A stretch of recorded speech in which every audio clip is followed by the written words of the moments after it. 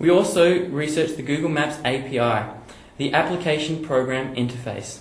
This is a wealth of knowledge involving tutorials of how to incorporate Google Maps onto your website.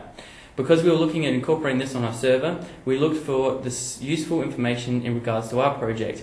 How to incorporate the map onto our web page, how to plot multiple points on the map, and how to change the point status. We attained the knowledge relevant to our project and to help implement on our server. I'll talk further about the device itself and what makes up the device. So there's reference to our further technical analysis later on. So as we've seen before, this is the actual device itself. And we based our technology on an Arduino base, which we'll discuss later on why we actually did that.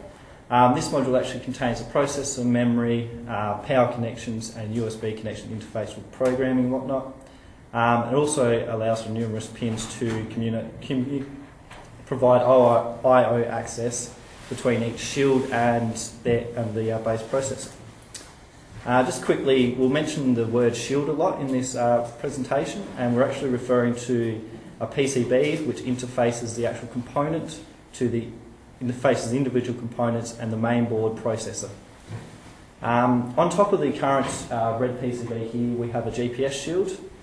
This was used obviously for our tracking and that sort of thing. Next is the accelerometer chip.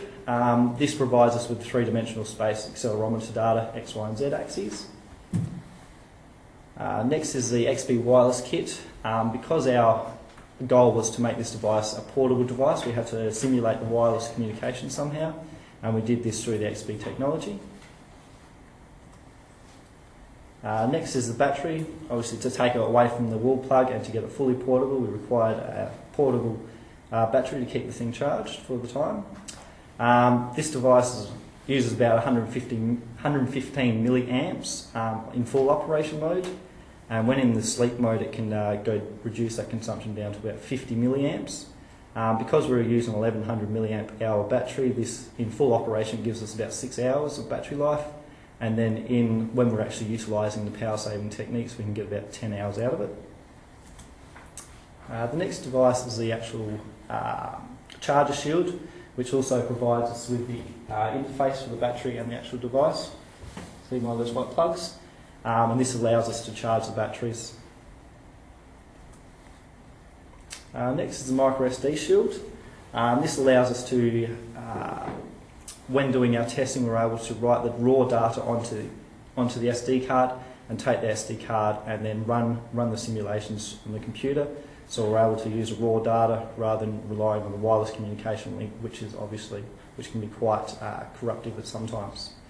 And yeah, it was a real big advantage whilst we're testing. Okay, now I'm going to have a look at some of the key technical challenges that we had when we were designing the project. So the first of these is actually choosing that base board, the Arduino board.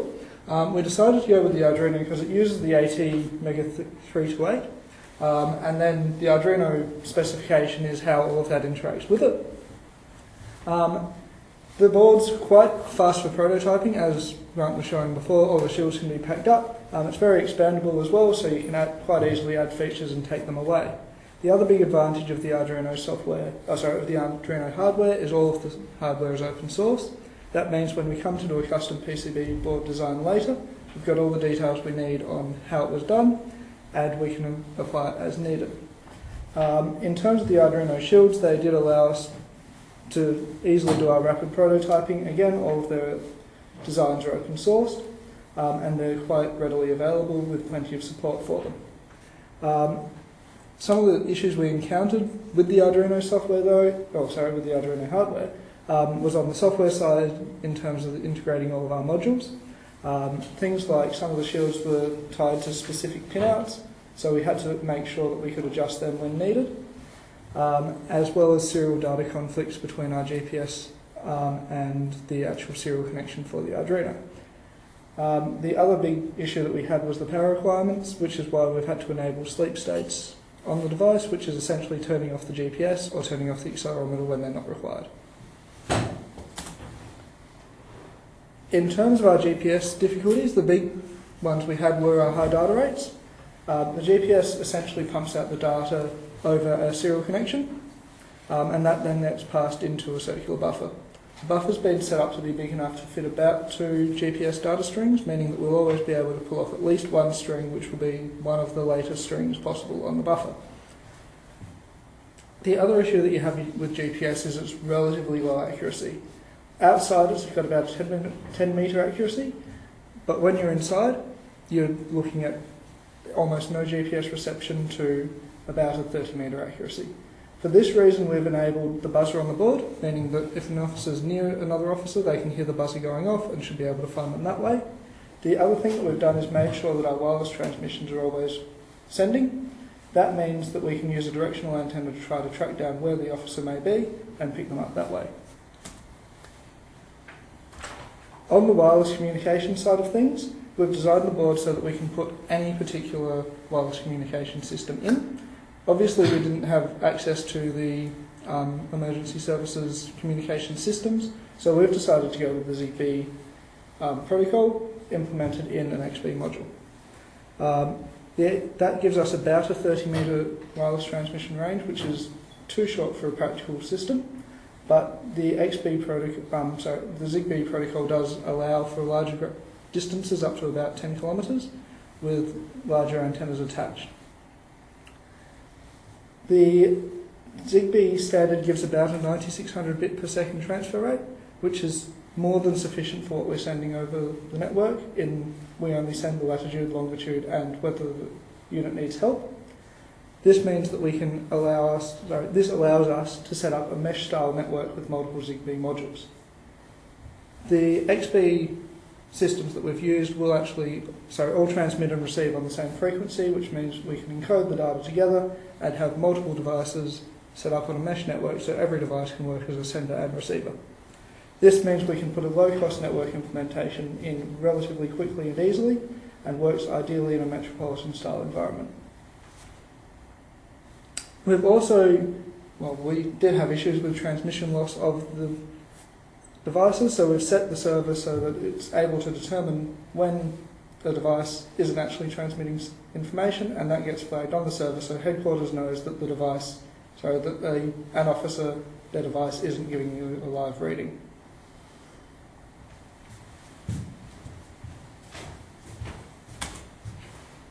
Another set of technical challenges that we came across through the project was involving the accelerometer. Fine-tuning the accelerometer to detect when a person is falling, as I mentioned, was one of the technical challenges, and we decided to look for when there was no movement. This meant that we could more accurately determine when the person was genuinely in need of assistance. What also meant was that there were slower read times possible, which meant that there was less processing time on the device, which was fairly important. Also, this meant that less data points needed to be stored on the device.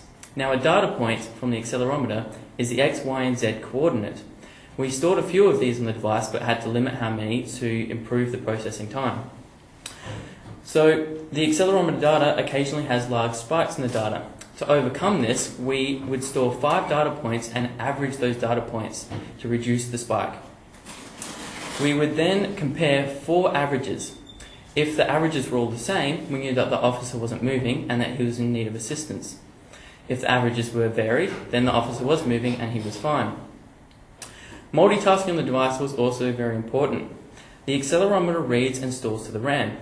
However, as we were only dealing with 20 data points, or 4 sets of data average samples, this wasn't really a huge problem. There was a small time delay between the averages, but it was only long enough to determine, it was still long enough to determine if there was movement or not. Another technical challenge that we came across was the serial parser.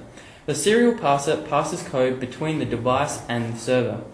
Information is received as bytes and then compiled into a small buffer. As we know, wireless communication is unreliable and the signal can be lost, which causes data sets to be interrupted. For this reason, all data received by the serial parser was written to a log. This was done to provide a tool to assist in debugging, as well as keeping a log of all of the devices' received information. We then evaluated all of the received data by looking for certain strings, the latitude, longitude, and assistance status. It was perceived, though, that some of this data may be missing due to the unreliable wireless transmission.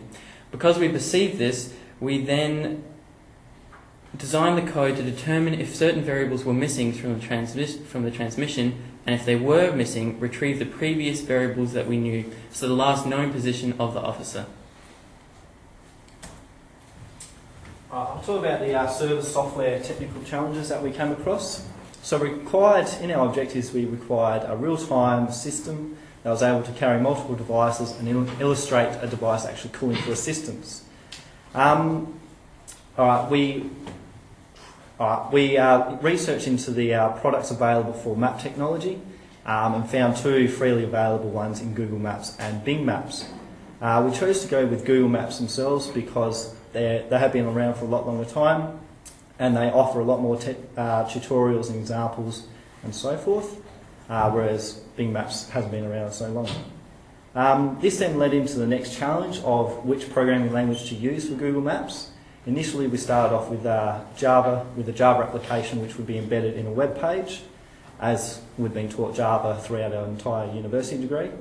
But we found this, whilst this was able to implement some of the basic features, we were not able to do some of the more advanced features.